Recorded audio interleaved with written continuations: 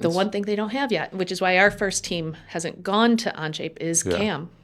Yeah. Yeah. Fusion is like the gold standard for CAM, Absolutely. pretty much. Yeah. Is Mastercam still like I feel like think that so. or- Anything that was big once upon a time, there's definitely still companies Yeah. out there using Yeah. it. There's definitely legacy. yeah. Contracts. Well, like just No, that not contract. that in a unwillingness to change. Yeah. Which that could lead us down many different conversations from here. Yeah. Just by the way, for the viewer, CAM is computer aided manufacturing. So CAD is where you design the parts and the assemblies and all these things, but CAM is where you actually describe how that's going to be manufactured on like a CNC computer numeric controlled mill or lathe, and you actually you define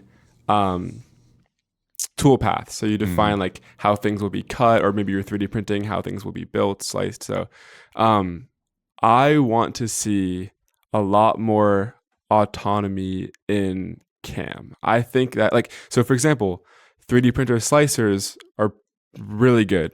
You design a part, you put in a slicer, you put some parameters, and then it automatically generates code for a 3D printer that'll generate that or build that model layer by layer. I want to see that same just simplicity in CAM for CNC for subtractive manufacturing. Yeah. But do you think that's anywhere close? So, I mean, I know they're developing CAM in the cloud for Onshape. It's been, they told us we'd have it in 2023. So, I mean, it's tough. Yeah, as you said, Fusion's like the gold standard, but we're doing it in Inventor.